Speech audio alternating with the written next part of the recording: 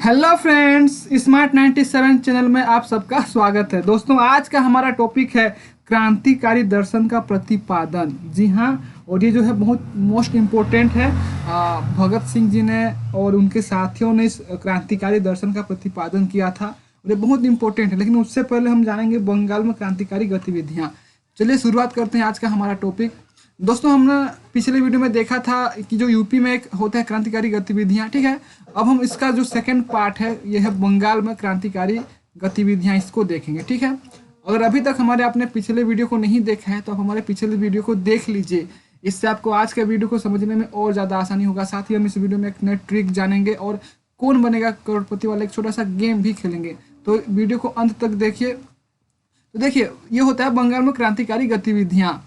तो देखिए बंगाल में कैसे होता है 1920 के दशक में, ठीक है। तो जो 1920 में के दशक में कई क्रांतिकारी समूहों को पुनर्गठित उस समय किया गया। वहाँ पे कस्बों तथा गांव में चित्तरंजन दास के स्वराजवादी कार्यक्रम में युवा क्रांतिकारियों ने सक्रिय भूमिका निभाई थी, ठीक है। और 1925 में क्या हुआ था, ये आपका ये 1925 है, इसमें क्या हुआ था, चित्तरंजन दास की मृत्यु हो गया था, ठीक है। तो उसके बाद बंगाल में कांग्रेस दो भागों में बंट गया, ठीक है। आपका जो ये आपका फर्स्ट भाग है, ठीक है, और ये आपका सेकेंड भाग है, ठीक है। अब दो भागों में बढ़ गया था क्रांतिकारी गतिविधियां। तो उसके बाद देखिए एक जो है आपका अनुशीलन समिति और दूसरा आपका युगांतर समिति, दो भागों में आपका बढ़ गया, ठीक है।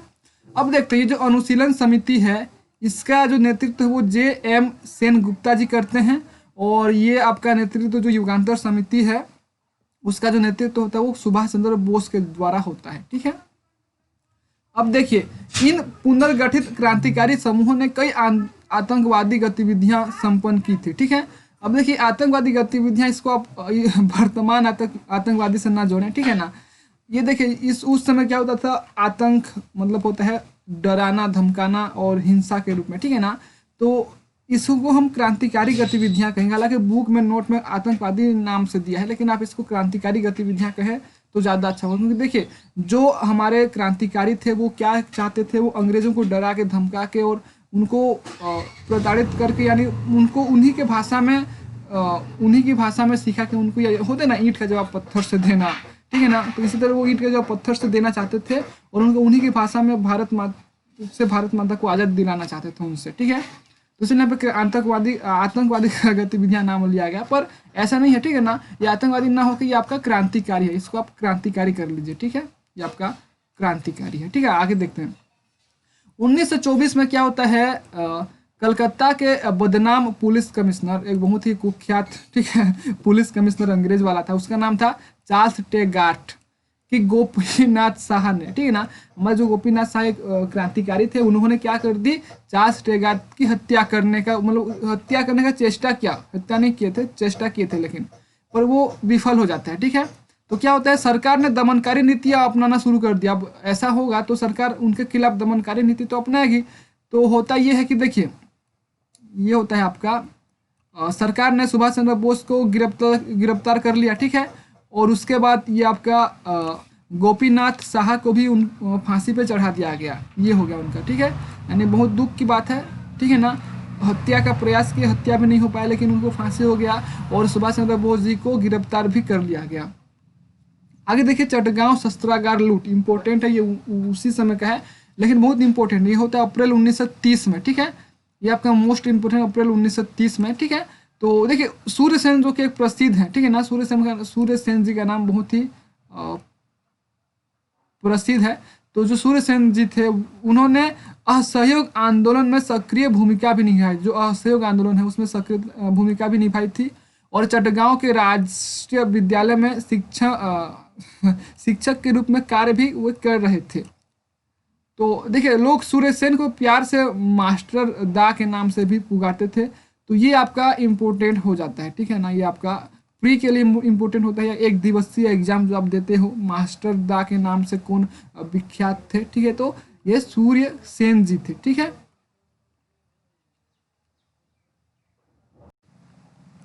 ये क्या थे आपके, सूर्यसेन जी थे, ठीक है। अब देखते हैं आगे, क्रांतिकारी गतिविधियों में संलग्न होने के कारण 1926 से लेकर 1928 तक, अर्थात 2 साल वे जेल में भी रहे थे, ठीक है।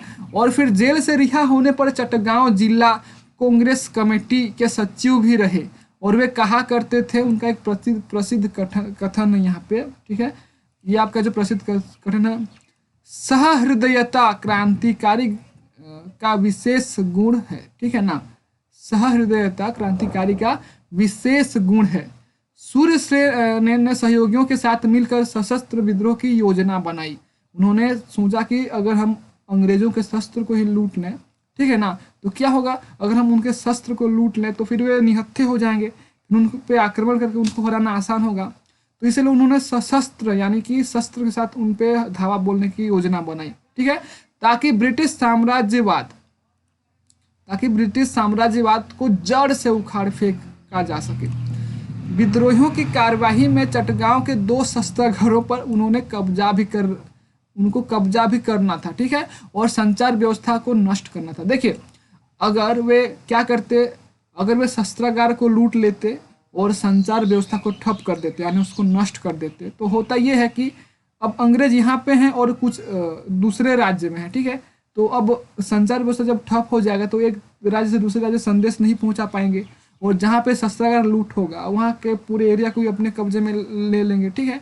तो ये उनका प्लान था कि हम यहाँ पे जो आपका संचार व्यवस्था उसको नष्ट करते हैं और चटगांव में जो शस्त्रागार है उसको लूट लेते हैं, ताकि अंग्रेज बहुत ज़्यादा कमज़ोर हो जाएं, ठीक है। अब आगे देखते हैं इंडियन रिपब्लिकन आर्मी, ठीक है, ये आपका है इंडियन रिपब्लिकन आर्मी, ठीक है। चटगांव शाखा तले 65 युवा, ठीक है, 65 युवा क्रांतिकारियों ने अप्रैल 1930 में शस्त्रागारों पर धावा बोलकर कब्जा कर लिया। ये देखिए, ये होता है, हमने इसके बारे में देखा था, ठीक है ना, इंडियन रिपब्लिकन आर्मी के बारे में देखा था, तो आप इससे पिछले वीडियो में देख लीजिए। अगर फिर भी आपको कोई डाउट है तो आप प्लीज़ कमेंट पे कीजिए, ठीक है ना, आप कमेंट कीजिए। जब आप कमेंट करेंगे तभी ना मुझे समझ में आएगा कि आपको क्या समझ में आ रहा है, क्या समझ में नहीं आ रहा है। और अगर आपको कुछ समझ में ना आ रहा होगा तो आप कमेंट करेंगे, तो मैं देखिए उसको अगर मैं वहाँ पे लिख के उसको पिन कर दूंगा ना कमेंट में। होता ये है कि अगर जैसे कि मैं जो मेरा नोट है ये आपके बहुत सारे पुस्तकों और नोटों से, जैसे कि आपका एक स्पेक्ट्रम बुक से है, ठीक है, और फिर आपका इंटरनेट से है, ठीक है, विकिपीडिया से भी बहुत ज़्यादा इसमें ऐड किया हूँ, और फिर आपका नोट जो अवेलेबल होते हैं मार्केट में उस नोट से है, कोचिंग सेंटर के नोट से हैं, और जितने भी इम्पोर्टेंट बुक हैं जो कि आधुनिक भारत के इतिहास से रिलेटेड है उस बुक के भी इसमें बहुत सारे अंश मिले हुए हैं, ठीक है। तो देखिए, अपने तरफ से मैंने पूरा कोशिश किया कि कहीं गलती ना हो, लेकिन क्या होता है, हम लोग मनुष्य हैं और मनुष्यों से तो गलती होना ही है। तो अगर कहीं बाय द वे अगर कहीं छोटा सा मिस्टेक हो गया होगा, ठीक है ना, तो आप इसको पकड़ के क्या करेंगे, कमेंट में उसको लिख दीजिएगा, ताकि मैं उस कमेंट को पिन कर दूंगा। जब मैं पिन करूंगा तो सबसे कमेंट में सबसे ऊपर दिखेगा, ठीक है ना। तो कोई भी व्यक्ति अगर उस वीडियो को देखेगा और कमेंट में जाके देखेगा ना तो उसको समझ में आ जाएगा, या तो मैं फिर इस वीडियो में फिर ऐड कर दूंगा, अगर आपको समझ में आया तो फिर वीडियो में ऐड भी कर दूंगा, ठीक है। तो ये है आपका। तो देखिए आगे देखते हैं। तो देखिए, हमने ये देखा कि क्रांतिकारियों ने 1930 में शस्त्रागारों पर धावा बोलकर कब्जा कर लिया, ठीक। तो सूर्य सेन ने शस्त्रागार है, ठीक है ना, तो सूर्य सेन ने शस्त्रागार के बाहर राष्ट्र झंडा फहराया। बहुत ही सुंदर दृश्य होगा वहाँ पे, ठीक है। ऐसे समय जब भारत अंग्रेजों का गुलाम था और वहाँ पे राष्ट्र झंडा फहरा हुआ, तो बहुत गर्व की बात है। तो सूर्य सेन ने शस्त्रागार के बाहर राष्ट्र झंडा फहराया और क्रांतिकारी युवकों ने उन्हें सलामी भी दी। बहुत ही गौरवपूर्ण ये दिन रहा होगा उस दिन, ठीक है ना। इतनी बड़ी बात, ये बहुत बड़ी बात है, क्योंकि जब भारत अंग्रेजों का गुलाम था तब ऐसा लगता था कि मतलब ये बहुत दूर की बात था, ठीक है ना। लेकिन राष्ट्र झंडा फहराना, उन्हें सलामी देना एक बहुत ही गौरव वाली बात थी, और ये इसके लिए हिम्मत होना चाहिए। और देखें ना, हमने देखा कितने वीर अपने जान निछावर कर दिए, कितनों ने अपने प्राण निछावर कर दिए। तो हमारे देश में लाखों में वीर हैं, ठीक है ना। उन्होंने अपने जान की परवाह किए बिना ही अंग्रेजों से युद्ध किया, बहुत ज़्यादा उन्होंने क्रांतिकारी परिवर्तन किया और अंत में वो शहीद हो गए, तब जाके हमें आज़ादी मिला। लेकिन अब वर्तमान में जब देखते हैं तो कितने सारे भ्रष्टाचार नेता आ जाते हैं, कई सारे घोटाले करते हैं, जो गरीब हैं वो गरीब बनते जा रहे हैं, तो थोड़ा अच्छा नहीं लगता है कि यार क्या हो रहा है, मतलब क्या इसीलिए हम लोग आज़ाद हुए थे? तो हमें सोचना होगा इस विषय पे, ठीक है। आगे देखते हैं, इस विषय में सोचते रहेंगे, ठीक है ना। किंतु शीघ्र ही सेना चटगांव पहुंच गई, ठीक है। देखिए सोचते रहेंगे नहीं, हमें ये सोचना ही है। मैं इसीलिए आपको ये बात बोल रहा हूँ, क्योंकि हमें थोड़ा देखिए, हमें तैयारी करना है, तो तैयारी करते जाएंगे, कुछ कुछ इस विषय पे बात करते जाएंगे, ठीक है। तो आप इस विषय पे सोचिए और कमेंट भी कर सकते हैं इस विषय पे, और अपने दोस्तों को भी क्या करेंगे, अपने देखिए विचार जो होते हैं ना वो कभी सीमित नहीं होते हैं। मेरे विचार कुछ और हो सकते हैं, आपके विचार कुछ और होंगे, ठीक है ना। जैसे अगर हम करंट के कुछ टॉपिक को उठा के देखें जो इम्पोर्टेंट होते हैं एग्जाम की दृष्टि से, तो न्यूज़पेपर में जो आर्टिकल आता है, तो वो न्यूज़पेपर में जो आर्टिकल आता है तो उनका एक जो लेखक होते हैं उनका दृष्टि होता है। आप चाहो तो अपने अनुसार भी अपने कुछ दृष्टि उसमें विकसित कर सकते हो, ठीक है। और अपने दोस्तों का जो होगा और जो भी होंगे सबके दृष्टि उसमें अलग अलग हो सकते हैं उस टॉपिक पे। और जो एग्जाम होता है, जैसे कि अगर आप यूपीएससी एग्जाम का तैयारी करते हो तो ठीक है, द हिंदू न्यूज़पेपर आपने पढ़ा, उसमें जो आर्टिकल होते हैं, या जो आपने जो जैसे द इंडियन एक्सप्रेस पढ़ लिया, ठीक है ना, या द टाइम्स ऑफ इंडिया हो गया, तो दैनिक जागरण हो गया, ठीक है। हिंदी मीडियम वाले इससे ज़्यादा पढ़ते हैं, लेकिन यूपीएससी के लिए सबसे ज़्यादा इंपॉर्टेंट द हिंदू। देखिए इसीलिए द हिंदू है क्योंकि द हिंदू में ना निष्पक्ष रूप से काफ़ी अच्छे तरीके से उसमें एनालिसिस किया रहता है। तो जो बड़े अधिकारी होते हैं या जो प्रोफेसर होते हैं उसे पढ़ना ज़्यादा अच्छा समझते हैं, और उसी से वो क्या करते हैं, क्वेश्चन बनाते हैं कि ये शब्द आ गया, अब यहाँ से ये प्रश्न पूछ सकते हैं, जैसे कि स्टैटिक पोर्शन हो गया या डायनामिक पोर्शन हो गया, इन सबसे वो क्वेश्चन बना लेते हैं उससे। तो द हिंदू ज़्यादा इंपॉर्टेंट होता है, लेकिन ऐसा नहीं है कि द हिंदू ही है, ठीक है ना। आपका टाइम्स ऑफ इंडिया हो गया, दैनिक जागरण हो गया, जैसे राज्यसभा में जो डिबेट होते हैं वो हो गया, तो उससे भी बहुत सारे क्वेश्चन बन जाते हैं। लेकिन फिर भी अगर आप में ये क्षमता आ जाता है कि किसी भी क्वेश्चन को आप अपने तरीके से कैसे एनालिसिस करते हो, तो फिर आप कहीं से भी, जैसे कि जो भी करंट में जो मुद्दे होते हैं उसी से तो एडिटोरियल आता है, तो जब आप उसको अपने तरीके से उसको बना लोगे एडिटोरियल को, ठीक है ना, तो फिर एग्जाम में भी आप अपने तरीके से बहुत कुछ बना सकते हो। लेकिन कुछ डेटा होते हैं जो न्यूज़पेपर में ही मिलते हैं, तो आपको डेटा क्या करना है, नोट में उतार लेना है, ताकि वो एग्जाम के लिए ज़्यादा इंपॉर्टेंट हो, ठीक है। और आंसर राइटिंग प्रैक्टिस करते रहना है, तभी आपका जो लिखने का जो प्रैक्टिस है ना वही बढ़ेगा और वही आपको सफलता दिलाएगा, ठीक है। किंतु शीघ्र ही सेना चटगांव, अब आगे देखते हैं, ठीक है ना, मैं शुरू हो जाए। देखिए शीघ्र ही, ठीक है ना, शीघ्र ही सेना क्या हो गई, चटगांव पहुंच गई, ठीक है ना। ये जो सेना थी, कौन था यहाँ पे, ध्यान से देखिए, जो इंडियन रिपब्लिकन आर्मी थी, उन्होंने चटगांव शाखा दल 65 युवा क्रांतिकारियों ने अप्रैल 1930 में शस्त्रगार पर धावा बोल दिया, ठीक है ना। फिर इसने क्या किया, इसने फिर ये हुआ, ठीक है ना, शीघ्र ही इसने चटगांव, ये सेना पहुंच गई, ठीक है। तो देखिए जो होता है, सेना जो है चटगांव पहुंच गई, ठीक है। अब वहां पे युद्ध होता है, यानी कि क्या होता है, एक तरफ रहते हैं आपके अंग्रेज सेना, ठीक है, और दूसरी तरफ आपके हैं क्रांतिकारी, ठीक है ना। इन दोनों में क्या होता है, सशस्त्र विद्रोह हो जाता है, इन दोनों में आपका सशस्त्र विद्रोह हो जाता है, ये है आपका, ठीक है। फिर होता है फरवरी 1933 में, ठीक है ना, फरवरी 1933 में जो सूर्य सेन थे, ठीक है, आपके जो सूर्य सेन थे वो क्या होते हैं, गिरफ्तार हो जाते हैं, ठीक है, यानी वो क्या होते हैं, गिरफ्तार हो जाते हैं, ठीक है।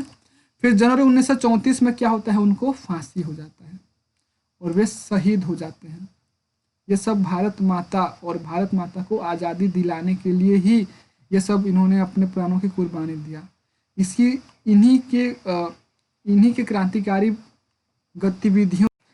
क्रांतिकारी गतिविधियों के कारण हम सब आज़ाद हो पाए हैं, ठीक है ना। इन्हीं सब के आप देखते होंगे कितने सारे क्रांतिकारियों के नाम अभी हम आधुनिक भारत के इतिहास में पढ़ चुके हैं, इन्होंने कैसे क्या क्या किया, बहुत इम्पोर्टेंट है, ठीक है ना। तो ऐसा नहीं कि किसी एक के लिए आज़ाद हो गया, ठीक है ना, ऐसा नहीं है, सभियों ने बहुत ज़्यादा योगदान दिया है, किसी एक के बलबूते ऐसा नहीं हो पाता, ठीक है। अब देखिए 1932 तक क्रांतिकारी गतिविधियां चलता रहा, 1932 तक क्रांतिकारी गतिविधियां चलता रहा। अब देखिए सरकार की प्रतिक्रिया क्या हुई। अब देखिए जब ये क्रांतिकारी गतिविधियां चलेगा तो सरकार का तो वही प्रतिक्रिया होगा कि दमन करो, इनको मारो पीटो हटाओ रास्ते से, ठीक है। तो वही सरकार ने भी कार्य किया। सरकार ने सभी क्रांतिकारियों पर बर्बरता से दमन किया, उनको मारा, जेल में डाल दिया, आजीवन कारावास डाल दिया और फिर उनको फांसी दे दिया और बहुत सारे उनको यातना दिया गया, ठीक है। अंग्रेजों ने 20 दमनकारी कानून जारी किए, बहुत सारे नियम ले आए, ये करने पे ये होगा, आप ऐसा करोगे ये फांसी होगा, ये होगा, आपको देश निकाला जाएगा, आपको मांडले जेल भेज दिया जाएगा, आपको काला पानी भेज दिया जाएगा। दुनिया भर का उन्होंने नियम ले आया और क्रांतिकारियों का दमन करना शुरू कर दिया, ठीक है ना। और फिर और देखिए क्रांतिकारियों को कुचलने हेतु तो पुलिस को छूट भी दे दी कि आप अपने तरीके से क्रांतिकारियों को कुचल दो। 1933 में होता यह है कि देशद्रोह के आरोप में जवाहरलाल नेहरू गिरफ्तार हो गए। इसी देखिए जो जवाहरलाल नेहरू उस समय युवा थे और वो भी इसी जो क्रांतिकारी गतिविधियों में वो भी शामिल थे, ठीक है। तो ऐसे बहुत सारे जो क्रांतिकारी थे वो तो गिरफ्तार हो रहे थे, तो ये भी देशद्रोह के आरोप में क्या होते हैं, गिरफ्तार होते हैं और उन्हें 2 वर्ष का जेल भी हो जाता है। अब हमारा जो मोस्ट इम्पोर्टेंट जो हमारा टॉपिक है, ठीक है ना, इसी टॉपिक का मैं इंतजार कर रहा था। देखिए हमारा जो टॉपिक है क्रांतिकारी दर्शन का प्रतिपादन, ठीक है, क्रांतिकारी दर्शन का प्रतिपादन हम देखेंगे, तो ध्यान से सुनिएगा, इससे बहुत इंपॉर्टेंट है इसको समझना, ठीक है ना, तभी आप क्रांतिकारी शब्द को समझ पाएंगे, ठीक है। तो भगत सिंह तथा उनके क्रांतिकारी सहयोगियों ने पहली बार क्रांतिकारी संघर्ष के तरीके एवं क्रांति के लक्ष्य के रूप में क्रांतिकारियों के समक्ष क्रांतिकारी दर्शन को प्रस्तुत किया। 1924 में हिंदुस्तान रिपब्लिकन एसोसिएशन HRA, हमने पिछले वीडियो में काफ़ी डिटेल से देखा है कि संस्थापक परिषद ने जनता को सामाजिक, क्रांतिकारी और साम्यवादी, हमने साम्यवादी को भी देखा है, क्रांतिकारी तो पता है सबको, सामाजिक व्यवस्था को भी हमने पिछले वीडियो में देखा है, पिछले वीडियो मतलब 3-4 वीडियो पहले, ठीक है ना। और सिद्धांतों की भी वो शिक्षा देने तथा उनका प्रचार प्रसार करने का भी उन्होंने निर्णय लिया, ठीक है ना। ध्यान से सुनिए, जो आपका हिंदुस्तान रिपब्लिकन एसोसिएशन था ना, उसी ने सामाजिक, क्रांतिकारी, साम्यवादी सिद्धांतों की शिक्षा देने तथा उसका प्रचार प्रसार करने का भी निर्णय लिया, ठीक है। और देखिए 1925 में होता है कि HRA जो है यानी हिंदुस्तान रिपब्लिकन एसोसिएशन के घोषणा पत्र में कहा गया कि HRA का उद्देश्य उन तमाम व्यवस्थाओं का उन्मूलन करना है जिसके तहत एक व्यक्ति दूसरे व्यक्ति का शोषण करता है, ठीक है। यानी एक व्यक्ति दूसरे व्यक्ति का अगर शोषण करता है तो उन तमाम व्यवस्थाओं को समाप्त करना ही HRA का उद्देश्य था। अर्थात अंग्रेजों को, देखिए ये जो आपका शोषण था ना, उनसे नफरत करते थे, ठीक है ना। शोषण होना ही नहीं चाहिए भाई, भगवान ने सबको बनाया है, भगवान ने सबको अधिकार दिया है, हर किसी को भगवान ने अधिकार दिया है, हर किसी के लिए स्वतंत्रता, समानता, ये हर किसी के लिए है, तो अब किसी का शोषण करने का आपको कोई हक होना ही नहीं चाहिए, ठीक है। अब आप देखेंगे तो समाज में भी अभी तो बहुत सारे समाज में, अब उसका बात छोड़िए, देखिए मतलब समाज में अभी भी बहुत सारी कुरीतियां हैं, ठीक है ना। जैसे अगर आप देखेंगे, अगर हिंदू में देखेंगे, मुसलमान में देखेंगे या किसी भी धर्म में देखेंगे तो कुछ ना कुछ उसमें कमी है, ठीक है। जैसे कि अगर हिंदू धर्म में बोले तो ये जाति प्रथा अभी भी है, जाति प्रथा, जो कि शायद ही ये कब बंद होगा पता नहीं। इसमें राजनीति होता है बहुत ज़्यादा, धर्म के नाम पे राजनीति होता है, जाति के नाम पे राजनीति होता है, तो ये सब होने की वजह से ये सब और बढ़ते जा रहे हैं। तो इन सब को हमें क्या करना होगा, इग्नोर करना होगा। देखिए जाति वाति धर्म न, भगवान ने सबको बनाया है, ठीक है ना, और सब कोई क्या है, मनुष्य हैं और सब में मानवता का गुण है, ठीक है ना। अगर किसी व्यक्ति को आप बचपन से किसी समुदाय के लिए भड़काओगे तो वो भड़क ही जाएगा, किसी भी समुदाय के लिए। और अगर आप सबके लिए प्यार स्नेह के लिए बात करोगे तो सबके लिए प्यार स्नेह वाली बात ही करेगा। तो ये कुछ परवरिश जो होता है या जो संगति होता है, इस पर भी ये डिपेंड होता है, ठीक है। आगे देखते हैं HRA ने बड़े उद्योगों के राष्ट्रीयकरण का भी प्रस्ताव रखा था। ये चाहते थे कि जो बड़े बड़े उद्योग हैं उसका राष्ट्रीयकरण हो जाए। देखिए जो धन था वो बड़े बड़े उद्योगों के पास था, ठीक है। तो जो धन था वो बड़े बड़े उद्योगों के पास था, तो अब पूरा धन अगर उद्योगों के पास है तो फिर वो तो निजी हाथों में होगा। उद्योग जो थे वो निजी हाथों में थे, तो उन उद्योगों को अगर राष्ट्रीय के मतलब कि देश के नाम पे कर दिया जाए, यानी राष्ट्रीयकरण कर दिया जाए उन उद्योगों को, यानी सरकार उनको अपने हाथों में ले, तो फिर क्या होगा, उसमें सभी गरीबों को रोजगार मिलेंगे और उसमें भ्रष्टाचार कम होगा। जैसे निजी क्षेत्र में अपने हिसाब से किसी को भी रख लो, ऐसा तो नहीं होना चाहिए। तो ऐसा सरकार जब अपने हाथ में लेगी तो ऐसा नहीं होगा। तो ये चाहते थे कि सबको मौका मिले, इसलिए उद्योगों का राष्ट्रीयकरण भी हो, उसका प्रस्ताव रखा था। HRA ने किसानों और मजदूरों का संगठन बनाने तथा संगठित हथियारबंद क्रांति के लिए काम करने का भी निर्णय लिया, ठीक है ना। जो आपका हिंदुस्तान रिपब्लिकन एसोसिएशन है ने किसानों और मजदूरों का संगठन बनाया, ठीक है, और संगठित हथियार बंद क्रांति के लिए काम करने का भी निर्णय लिया। अब राम प्रसाद बिस्मिल, हमने काफ़ी इनके बारे में कविता, ठीक है ना, सुने हमने। देखिए राम प्रसाद बिस्मिल बहुत ही बड़े क्रांतिकारी थे और इनका एक बहुत प्रसिद्ध कविता भी था। मैंने पिछले वीडियो में इनके कविता के बारे में कुछ बताया था आपको, आपको कविता सुनाया था। काफ़ी अच्छा दिल को छूने वाला कविता था, मुझे बहुत अच्छा लगा था, शायद आपको भी अच्छा लगा हो ऐसा मेरा आशा है। तो आप उसको एक बार देख लीजिए, ठीक है। तो प्रकृति की संपदा पर प्रत्येक इंसान का बराबर अधिकार है, ये रामप्रसाद बिस्मिल ने कहा था, ठीक है। ये प्रकृति की, देखिए आप इस जो थॉट है ना, ये आपका जो विचार है, अब इस विचार को किसी भी, जैसे आप जीएस पेपर में आप जैसे आईएएस का तैयारी कर रहे हो या किसी पीएससी या जो स्टेट लेवल का एग्जाम है उसका भी तैयारी कर रहे हो, लिखने वाला एग्जाम है, तो जब आप राइटिंग करते रहोगे ना तो आप इसको जोड़ सकते हो। जैसे कि संपदा के बारे में कुछ आ जाए, ठीक है ना, या निजी क्षेत्र या सार्वजनिक क्षेत्र में आ जाए, इकोनॉमिक क्षेत्र से आ जाए, या कोई भी ऐसा क्षेत्र में जो इसमें इससे रिलेटेड हो, तो आप इस कथन को उसमें कोड कर सकते हो कि रामप्रसाद बिस्मिल जी ने कहा था कि प्रकृति की संपदा पर प्रत्येक इंसान का बराबर अधिकार है। जब आप इसको कोड करोगे तो आपका जो उत्तर लेखन है वो काफ़ी इफेक्टिव हो जाएगा, ठीक है। तो ऐसे इस ऐसे जो बहुत सारे कोट आते हैं आप उसको आंसर अपने नोट में उतार लीजिए, ठीक है, ताकि आपको वो समझ में आ जाए। आप उसको कहीं भी, जैसे निबंध में भी, कहीं निबंध आप लिख रहे हो, निबंध में भी ऐसे इसको कोट कर सकते हो, उसमें देखने वालों को भी अच्छा लगेगा। तो ये होता है, ठीक है। अब देखिए चंद्रशेखर आज़ाद के अनुरोध पर भगवती चरण ने the philosophy of the bomb, ये बहुत इंपॉर्टेंट है, ठीक है। आपका क्या है, ये मैं इसको अंडरलाइन कर देता हूँ, the philosophy of the bomb, ये यानी कि ये क्या है आपका बम का दर्शन, ठीक है ना, ये बम का दर्शन, ये है बम का दर्शन, ठीक है। बम जो बम बनाते हैं ना उसी से रिलेटेड है कि ये बम कैसे बनता है। और ये बात आप पूरे हिंदुस्तान के जो क्रांतिकारी हैं, जो हिंदुस्तान के जो क्रांतिकारी हैं, आप उनको बता दो कि जो गोला बारूद है वो बम कैसे बनाया जाता है, तब क्या होगा, वे भी समझ जाएंगे, वो भी क्रांतिकारी करने के लिए सामने आएंगे, अपने अपने जगह पर क्रांतिकारी करेंगे। तो इसी वजह से क्या किया था चंद्रशेखर आज़ाद के अनुरोध पर, ठीक है ना, चंद्रशेखर आज़ाद के अनुरोध पर,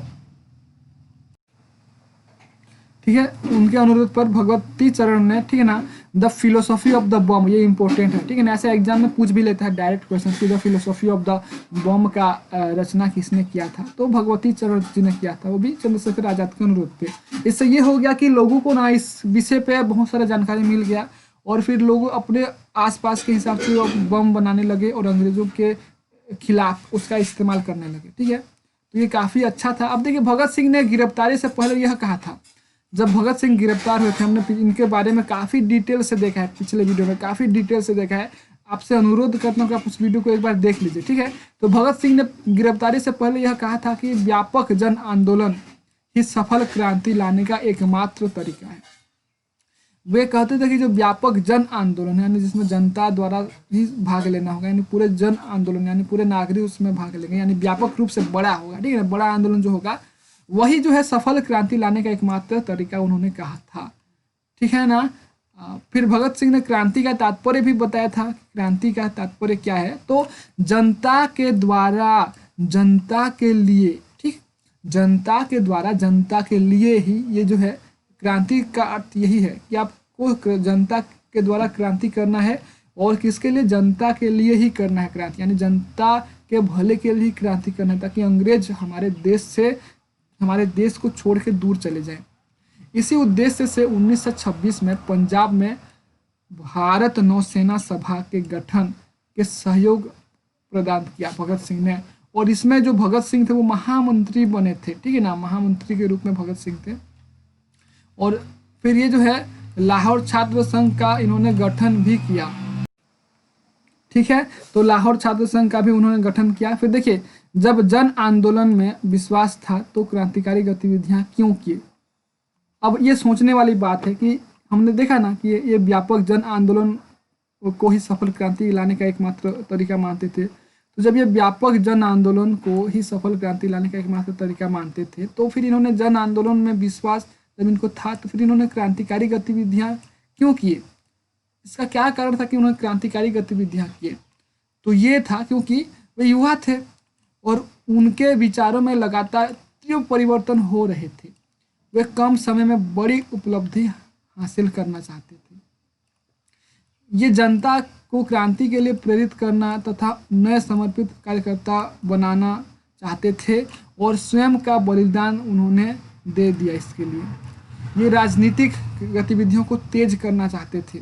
वे बलिदान देकर युवाओं को प्रोत्साहित करना चाहते थे। वे बलिदान अपना खुद को देकर युवाओं को प्रोत्साहित करना चाहते थे। मुझे याद आ रहा है, मैंने एक मूवी देखा था ये भगत सिंह वाला, जिसमें अजय देवगन जी थे। तो उसमें एक डायलॉग है, ठीक है, आपने भी देखा होगा, आपको याद ना हो तो मैं उसको बता दूं कि उनके साथ चाचा जी रहते हैं, एक खटिया होता है ना, उसमें वो बैठे रहते हैं, ठीक है।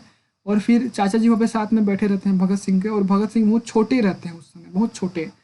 तब वो बोलते हैं कि चाचा जी ये क्या है, तब उनके चाचा उनको दिखाते हैं, बोलते हैं कि ये बंदूक है, बोलते हैं, ठीक है। अच्छा, वो ठीक है, उतना हो गया।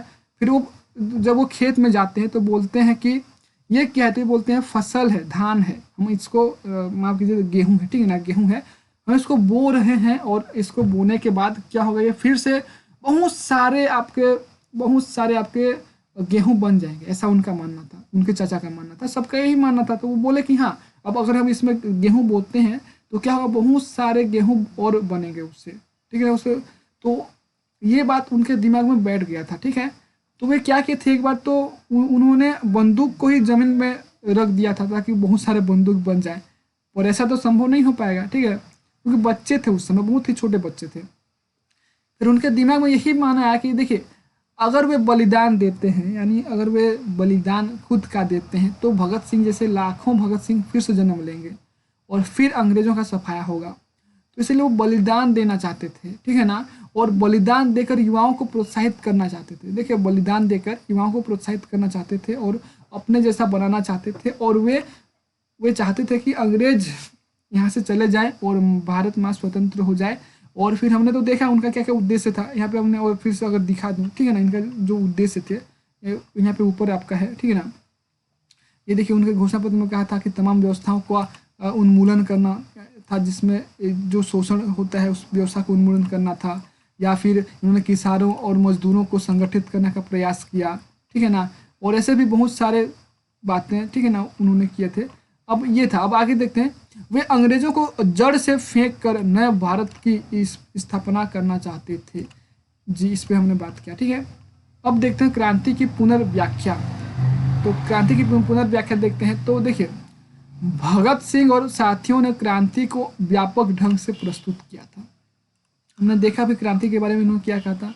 फिर क्रांति का तात्पर्य क्या है, ठीक है।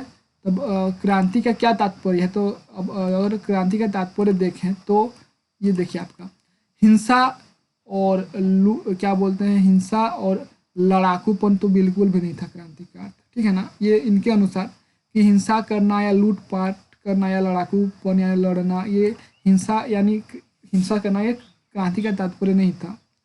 जो क्रांति होता है उसका जो पहला उद्देश्य होता है, इसका जो पहला उद्देश्य होता है, क्या होता है, इसका पहला उद्देश्य होता है आपका, ये आपका पहला उद्देश्य कि राष्ट्रीय स्वतंत्रता की स्थापना करना उनका पहला उद्देश्य था। यानी उनका जो क्रांति का जो उद्देश्य था वो था राष्ट्रीय स्वतंत्रता की स्थापना करना तथा साम्राज्यवाद को उखाड़ फेंकना था।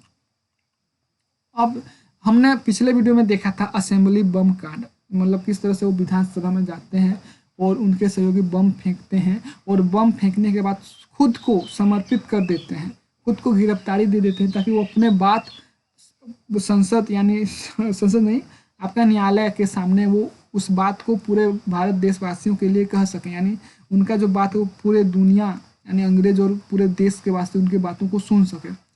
तो उसी लिए उन्होंने गिरफ्तारी करवाया था। तो उसमें भगत सिंह ने ये कहा था कि क्रांति के लिए रक्त रंजित संघर्ष आवश्यक नहीं है, बल्कि क्रांति से उनका आशय वर्तमान व्यवस्था को समाप्त करना था। ये था उनका आशय, ठीक है। भगत सिंह एक जागरूक और धर्मनिरपेक्ष क्रांतिकारी भी थे।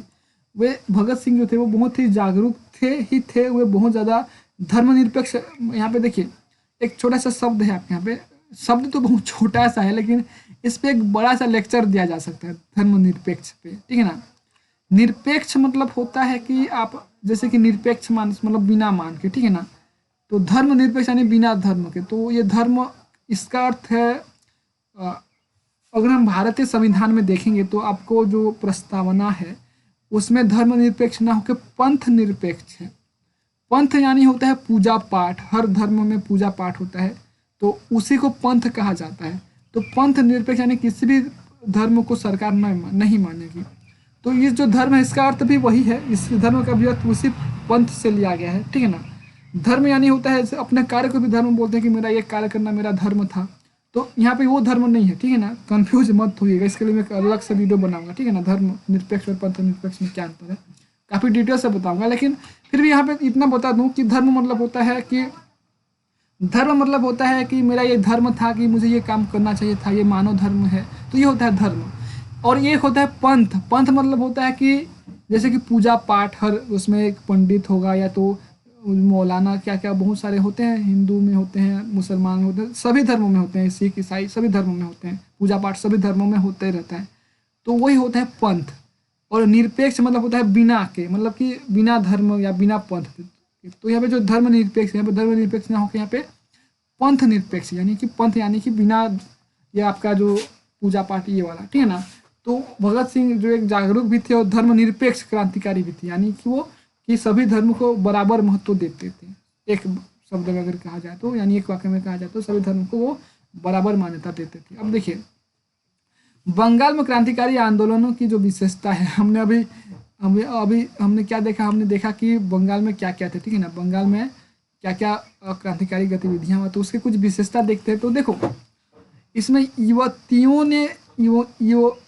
की भी इसमें भागीदारी थी, जो गर्ल्स जो युवतियां थे, जो यानी कि जो युवा और युवतियां दोनों ने इसमें भागीदारी निभाया। और सामूहिक हमले को ज़्यादा वो महत्व देते थे। हमने देखा किस तरह से शस्त्रागार लूट, चटगांव शस्त्रागार लूट किए उन्होंने। और फिर हिंदू मुस्लिम के दोनों साथ थे और भी धर्म साथ थे इसमें, ठीक है। व्यापक सामाजिक आर्थिक लक्ष्य उन्होंने निर्धारित करने में, देखिए इन्होंने क्या किया था, व्यापक सामाजिक और आर्थिक लक्ष्य निर्धारित किया था, लेकिन वास्तव में देखा जाए तो ये उसमें थोड़ा सा सफल नहीं हो पाया, यानी उसमें असफल ही रहे, क्योंकि इसमें एक तरह से पूरे युवाओं में एक तरह से एकता न हो पाना ही हम कह सकते हैं। और भी बहुत से रीजन थे कि अंग्रेजों द्वारा दमनकारी नीति अपनाना और कई सारे नियम ले आना और उनको दमन करने, किसी को जेल भेजना, किसी को फांसी देना, बहुत सारे नियम ला के उनको दमन कर देना, ये उनका अंग्रेजों का काम था। तो इसीलिए शायद ये असफल ही रहे। लेकिन फिर भी ये असफल नहीं रहे, इन्होंने क्या किया, एक आग सा लगा दिया, यानी कि एक आग लगाने के बाद, जैसे कि हमने भगत सिंह के बारे में पढ़ा कि जब आप एक गेहूँ जमीन पे बोते हो तो क्या होता है, उससे फिर बहुत सारे गेहूँ के पौधे निकल आते हैं।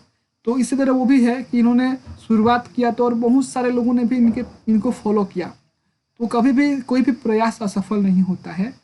अगर आप प्रयास करते हो तो आप कहीं ना कहीं पहुंच ही जाओगे।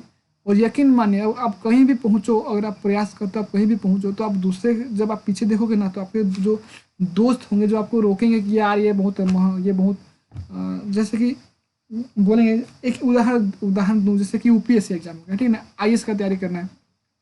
अब आप आईएएस का तैयारी कर रहे हो, बोलोगे कि आपके दोस्त बोलेगा कि ये बहुत कठिन है या ऐसा है वैसा है, बहुत सारे लोग करते हैं नहीं हो पाते हैं, तो वो तो वहीं रह जाएगा। लेकिन जब आप उसका तैयारी करोगे ना, और जब आप कहीं पे भी आप जाओ, जब आप पीछे मुड़ के देखोगे तो जो आपका दोस्त है वो काफ़ी पीछे छूट गया होगा, ठीक है ना। तो इसीलिए इससे ना आपको ये अनुभव मिलेगा, आप अपने किसी भी रिश्तेदार भाई बहन जो भी होंगे वो अपने स्थान तक तो ले ही आ सकते हो, उनको एक गाइडलाइन दे सकते हो और एक बहुत बड़े आप बहुत ही ज़्यादा जागरूक इंसान बन जाओगे, ठीक है। तो ये महत्व है आईएएस तैयारी का, कि आपको इसका ये नहीं सोचना कि इससे क्या होगा नहीं होगा, आप बहुत ज़्यादा आप में जागरूकता आएगा और ये इम्पोर्टेंट है, ठीक है। आगे एक ट्रिक है, ये अंत में एक ट्रिक हमने देखते हैं, हालांकि इसको तो मैं बता चुका हूँ आपको इसका ट्रिक की ज़रूरत नहीं है, फिर भी 48 वाला जो ट्रिक है देख लेते हैं। भगवती चरण ने भगवान का चरण स्पर्श कर बम का दर्शन, यानी द फिलोसॉफी ऑफ द बम प्रस्तुत, यानी जो पुस्तक उसको लिखा, ठीक है। अब क्या होता है, कभी कभी हमें समझ नहीं आता कि भगवती चरण थे कि कौन से चरण थे, तो इसलिए भगवान का चरण आप ऐसा समझ सकते हो इसको, ठीक है ना। जो भगवती चरण है, आप इसको शॉर्ट फॉर्म में क्या बोल सकते हो, भगवान का चरण स्पर्श करना, मतलब कि तब आपको समझ में आ जाएगा कि भगवती चरण जी थे, ठीक है ना। तो ये छोटा सा ट्रिक था, हालांकि आपको पता है, याद हो चुका होगा, जो कि मैं यहाँ पे इसको जोर दे के जब पढ़ा रहा था तब मैं इसको जोर दे के आपको बोला था कि भगवती चरण ने चंद्रशेखर आज़ाद जो इन्होंने सिफारिश किया था, तो उन्होंने ही द फिलोसॉफी ऑफ द बम का जो पुस्तक उसको लिखा था। तो ये था दोस्तों आज का हमारा वीडियो, 35 मिनट हो चुके हैं, ठीक है ना। एक छोटा सा गेम खेल लेते हैं, कौन बनेगा करोड़पति, ठीक है ना। तो क्वेश्चन नंबर 73, इससे पहले मैंने बता दूं कि जो हमारा बहुत सारा क्वेश्चन है पिछले वीडियो में देख सकते हैं, ठीक है। तो चट्टगांव शस्त्रागार लूट हुआ था, ए 1928, बी 1930, सी 1932 या डी 1934। कब हुआ था इसका उत्तर आप कमेंट में दीजिए, फिर मैं आपको अभी 30 सेकंड के बाद इसका उत्तर मैं आपको बताऊंगा, तब तक आप इसका कमेंट कर लीजिए, ठीक है ना।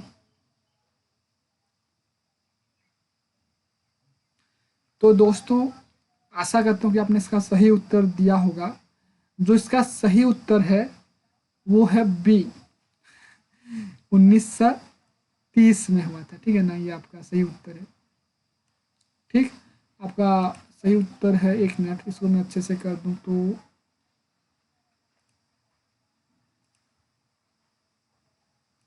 ये आपका सही उत्तर है, ठीक है ना। ये आपका 1930 आपका सही उत्तर है। तो दोस्तों आपको यह वीडियो कैसा लगा हमें कमेंट करके बताइए। हमारे स्मार्ट 97 चैनल को सब्सक्राइब कीजिए, और अगर वीडियो पसंद आए तो लाइक कीजिए, और अगर ना पसंद आए तो डिसलाइक आपको करने का पूरा अधिकार है। लेकिन एक निवेदन है कि जब आप डिसलाइक करेंगे तो किस वजह से आप डिसलाइक कर रहे हैं, आप उसको कमेंट में भी लिखिए, ताकि जो हमारी जो भूल है उसको हम सुधार सकें, और जो इसको और बेहतर तरीके से प्रेजेंटेशन आपके सामने कर सकें। ये हमारा, देखिए हम क्या चाहते हैं कि ऐसे स्टूडेंट जो कोचिंग नहीं कर पाते हैं यार, उनको फ़ायदा मिल सके, ये हम चाहते हैं, ठीक है ना। क्योंकि मैं देखता हूँ जब मैं तैयारी कर रहा था तब मुझे भी इसी का सामना करना पड़ा था। तो काफ़ी दिक्कत होता है, ऐसे बहुत टैलेंटेड स्टूडेंट होते हैं जिनके पास पैसे नहीं होते हैं, लेकिन वो बहुत ज़्यादा टैलेंटेड होने की वजह से उस एग्ज़ाम को क्रैक नहीं कर पाते हैं। तो ये उन्हीं के लिए है, ठीक है ना। लेकिन ऐसे भी स्टूडेंट होते हैं जो बहुत ज़्यादा टैलेंटेड होते हैं, वो कोचिंग भी करते हैं, लेकिन जैसे हो गया ना, कभी तबीयत खराब हो गया या कोचिंग वाला जो पढ़ा रहे हैं वो समझ ही नहीं आ रहा है, तो तब भी आप इसको देख सकते हैं।